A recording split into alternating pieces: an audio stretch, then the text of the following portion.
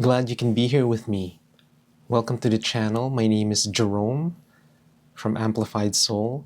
I just wanted to share a little bit about my financial journey and stewardship of money.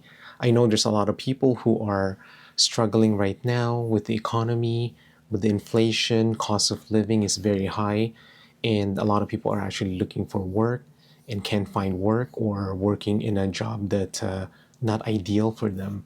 But I just wanted to share with you a little bit of my own experience and my story to encourage you.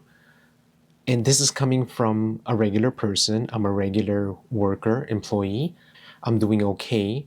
And that's thanks to some of the principles and practices that I've been doing since I started working when I was young. One thing I wanted to share with you also is I wanted to encourage you, whatever you're doing, wherever you are in your financial situation, you're going to be okay if you follow certain principles. So, first is be a good steward of what God has given you, your talent, your money, your time. So, first is work hard. Do your best in whatever situation or work you're in. And it could be a stepping stone, it could be a job that will lead to another job, it could be a job where you would acquire certain skills and talents, and that may help you later on for a better job or for your ideal job. But wherever you are right now, work hard, do your best so that you will be blessed and you can learn and progress and move on. Maybe even get promoted wherever you are and earn some more money. Another thing too is be a good steward of the money that God has given you. Whatever job you have, even if you're getting paid minimum wage, you're getting paid not that much or just okay, or you're getting paid a lot, one thing you need to do wherever you are is you need to save. Because if you're not getting paid a lot and you're just doing okay but you're saving, you will build wealth. But if you are getting paid a lot and you're actually doing well income wise but you're not saving, then you're going to be in a sense poor and in debt as well. So saving is the key no matter where you are. I remember my dad telling me is how much you save, not how much you make. One thing you need to do is you need to put money aside every time you get paid. This is very, very important. This is non negotiable. Some people might say, I have a lot of expenses, or I need to send money back home. I need to help my family, my brothers and sisters. Do that. That's a good thing.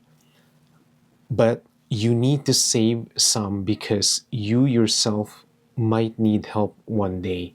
You don't know what's going to happen. You might lose your job and you're going to end up borrowing from your family or friends, or be a burden to your family who you wanted to help in the first place. So make sure that you're saving and take care of yourself so you can take care of other people. It's kind of like the airplane analogy.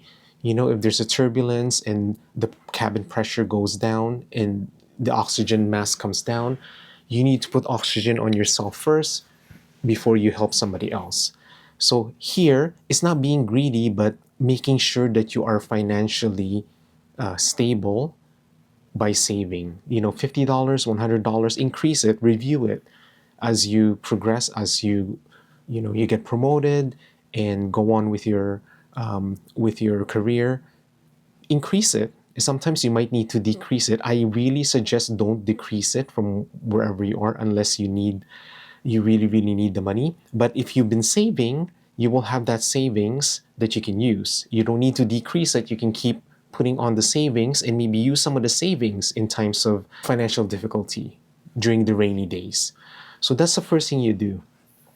If you are starting out, you have your first job or you're working your first year, just starting out in your career, do it now. Save.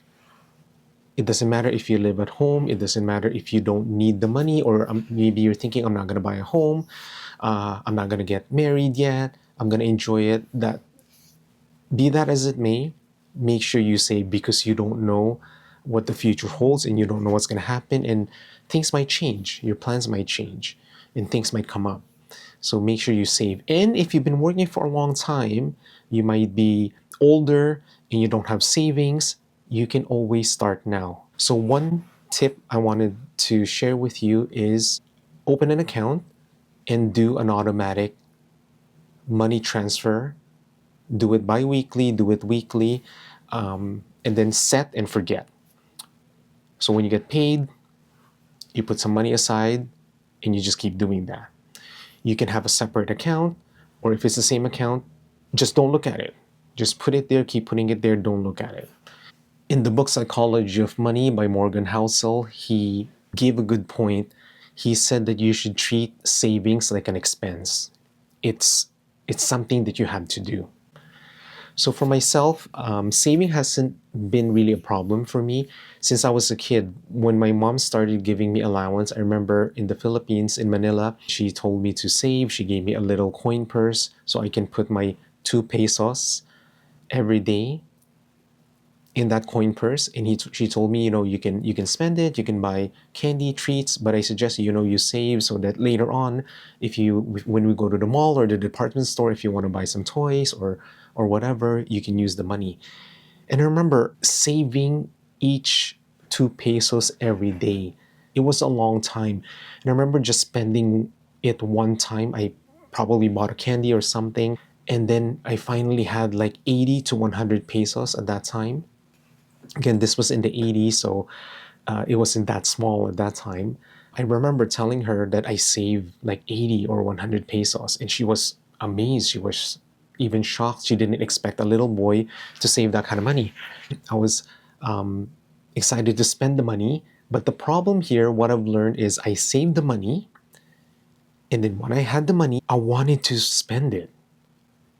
And that was the lesson that I learned. I had the money, I saved, but then now that I have the money, I see the money, I see the amount. Where can I spend this? So I was looking for places to spend it. And I went to this small store near the school. It's not even a big department store with a lot of selection of toys. It's just a small store that sells stationaries and snacks, but they also had a few toys. And what I did was I picked the best G.I. Joe character that they had. But it wasn't the G.I. Joe that I really, really liked. It wasn't the toy that I really, really liked. I just wanted to spend the money.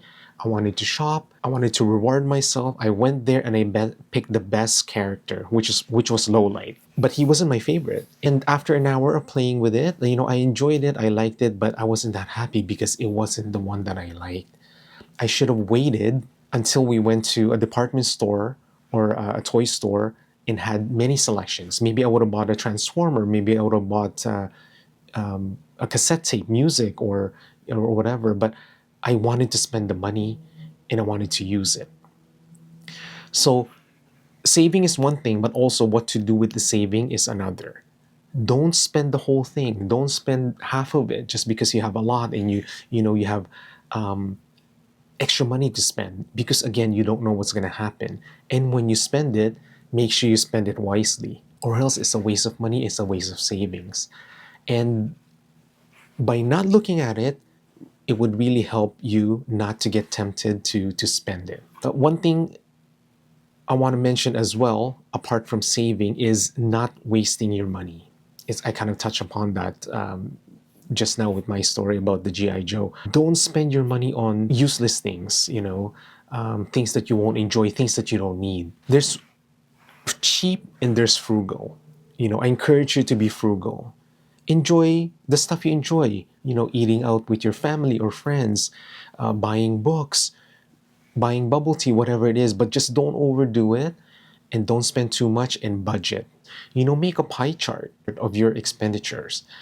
I have a story about when I was 19, in between high school and college. I started working, but it was tough to find the first job. It was tough to find that job because I didn't have experience. I worked briefly at Canadian Tire and I worked briefly at McDonald's, but it was so short that it wasn't a good experience in my resume. And I just graduated high school.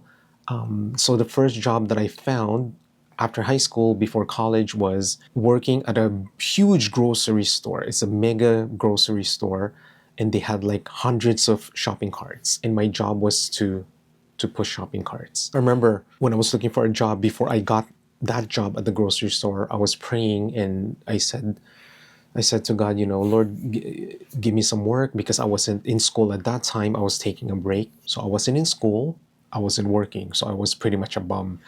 And my father told me to either you should work or you should be in school. You can't just sit around. So I looked for a job, but it was tough to find a job. So I was praying, Lord, once you give me a job, I would start giving and I would start saving, and I would keep the job as best as I can within my power to keep working. I told God that once I get the job, I would start giving. So in my pie chart, the first thing is to give to God. So I started giving to church, and I also told God that I wanted to help out and donate. So the second part of that pie chart is to give to a sponsored child. I did that. I started giving to God, to church, and I started giving to a sponsored child. And then I started saving. And it wasn't much, it was a minimum wage kind of job, so I did that. And that was good because it teaches you how to save. It teaches you to be responsible, not just to earn money and spend it for yourself, but to be responsible for something and be responsible to someone. And I know the money that we give to God, I'm not saying I'm responsible for God or the church, but it is God's money and I'm giving. So I'm taking on responsibility to commit to something like that. And having a sponsored child, encourages you to work hard and to keep working, because although I didn't think about it too much, I just automatically gave. In a way, in the back of my mind, I'm thinking somebody out there needs me. It needs me to work. It needs me to do well, And I was around only 19 at that time. But having a sponsored child or giving back helped me have a purpose in what I'm doing. So I started doing that. And another story about being faithful and being a good steward for what God gave you is when I was working at that job, I was just pushing carts, and it was a labor job, a menial job. I was outside all the time. I was getting tan, but I was getting strong too because, I kept pushing carts all day. That's all I did. And occasionally I'll get called inside the grocery store when it's hot outside. I get called not because it's hot, so I can take a break inside the comfortable air-conditioned grocery store, but when there's a spill or the washroom needs cleaning or somebody had an accident in a washroom, they would call me to clean it. My title was called General Help. So sometimes I would actually hope that somebody would make a mess in the washroom or somebody would drop a jar and make a mess in the grocery store because they would call me and clean it up. And I get some reprieve from the hot sun outside, and I can go in and get cooled down in the AC. So this was in the summer when this happened. So I did that, and the people who would contact me in the reception or customer service or the cashiers, they didn't even know my name. They just referred to me as General Help. So it was a very humbling experience, but it was a good experience, and I pushed through. It helped me have gumption, and it taught me a lot of stuff. But anyway, so it was a tough job. I was outside. It was hot. I was pushing cars all the time, and I would only go in to clean the washroom, clean poop. One time I was called in to clean poop in the washroom. So, it was that kind of job. And then one time I remember it was getting cold. It was around September. It was getting cool, and I was pushing the carts, and I asked the manager, "So what do we do when it's winter when there's a lot of snow?" And as you've seen in some of my other videos, winter here in Canada, in Toronto, can be very harsh, can be very difficult. So when I asked that question, what do we do in the winter when there's snow? He said, you do the same, you just wear a jacket. And I was like, wow. And I started thinking, I don't know if I want to keep doing this after the summer, after the fall, during winter. So I prayed again, Lord. I said, Lord, I know I asked for this job and you gave it to me and I'm happy, but I'm just praying, I don't know how, I don't know when, but if you can give me a better job before the winter, I would appreciate it. It would be nice, but I do like this job and I'm thankful for it. So I made that prayer. And then one time, late at night around closing, when I was clearing up the huge parking lot, gathering all the the shopping carts, I saw that there's one runaway cart that rolled very, very far. They were just building this plaza. It was a new development. The grocery store was the first store, and around it they were still building the stores, the buildings, and the stores weren't open yet.